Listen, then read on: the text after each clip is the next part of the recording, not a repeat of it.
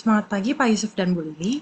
Pada kesempatan kali ini, kami dari kelompok 8 akan mempresentasikan proposal penelitian kecil kami yang berjudul ekstraksi senyawa fenolik dari daun kelor, Moringa oleifera secara maserasi menggunakan pelarut etanol dengan variasi waktu perlakuan awal fermentasi selotik oleh jamur Aspergillus niger. Selanjutnya.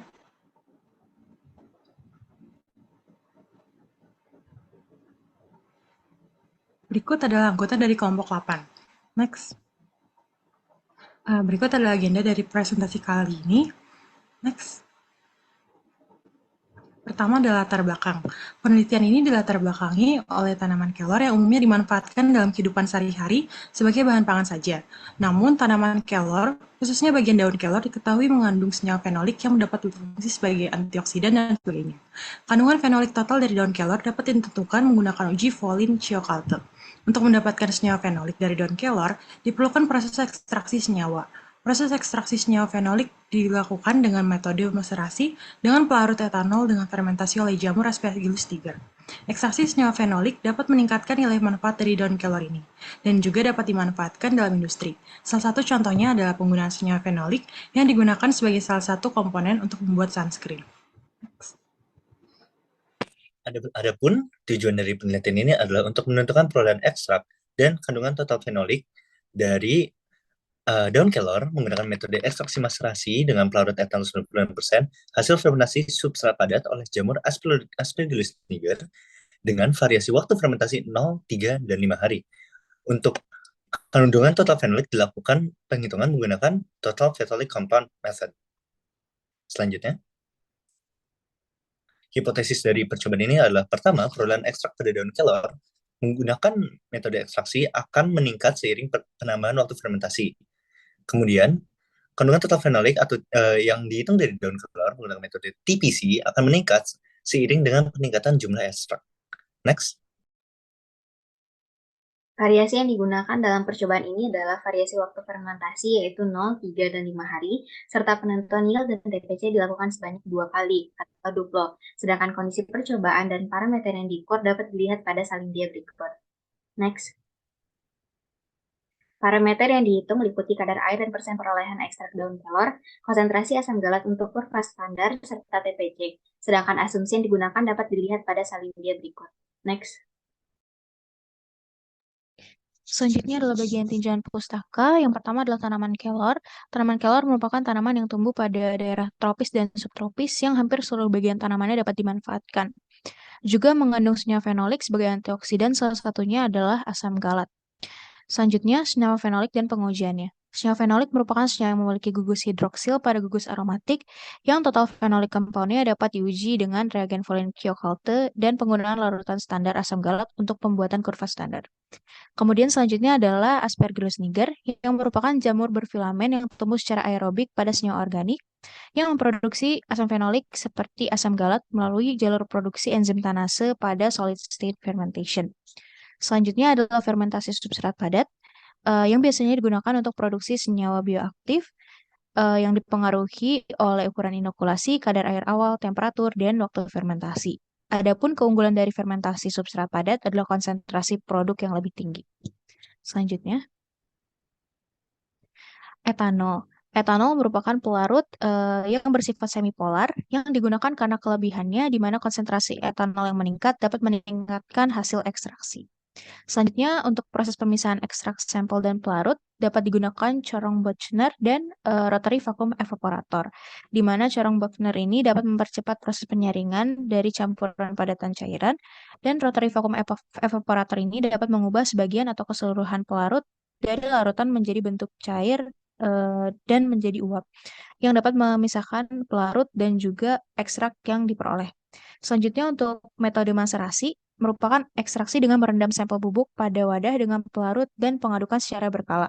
Adapun keuntungan dari metode maserasi ini adalah proses yang sederhana dan penggunaan energi yang rendah, namun kekurangannya adalah durasi yang lama, tingkat perolehan yang rendah, dan perlunya pelarut dalam jumlah besar.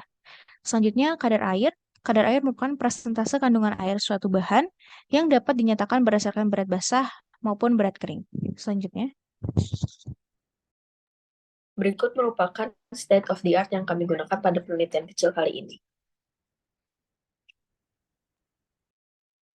Untuk penelitian kali ini, tempat dan waktu penelitian adalah sebagai berikut. Waktunya dari 30 Maret hingga 12 April 2023, dan tempatnya berada di Laboratorium Rekayasa Sistem Produk Biomasa, Lab IABA, dan Lab Instruksional 1 dan 2 di Labtek 1A Institut Teknologi Bandung, Kampus Jatinangor. Dan berikut, selanjutnya, adalah alat dan bahan yang kami gunakan untuk penelitian kali ini. Next.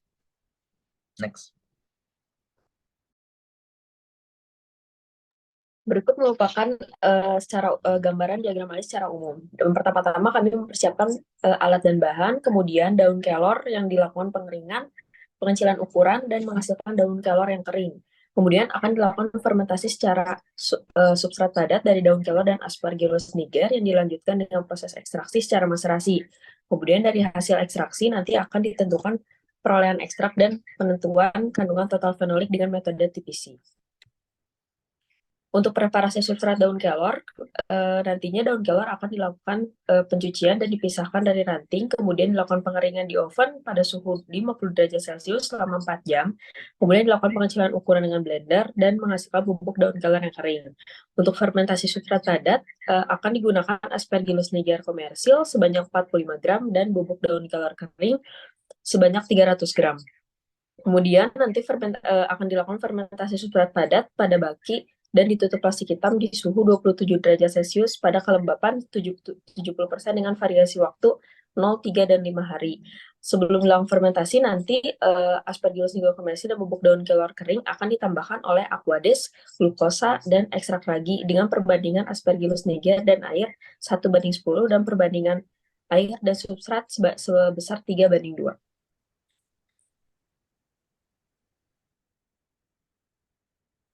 Kemudian isolasi senyawa fenolik dilakukan ekstraksi maserasi dengan etanol 96% 50 ml dan daun kelor hasil SSF 10 gram. Dilakukan di inkubator shaker 1 jam dengan agitasi 200 radius per menit, suhu 30 derajat Celcius.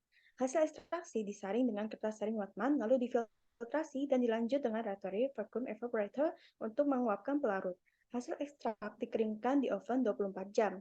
Sebelum penentuan kandungan total fenolik ditentukan kurva standar asam galat dengan metode 100 ml dengan variasi konsentrasi pada sel India dan penambahan FCR 2 ml dan natrium karbonat 7,5% 2 ml. Larutan asam galat diukur absorbansi pada panjang gelombang 750 nanometer dan dihasilkan persamaan regresi linear. Next.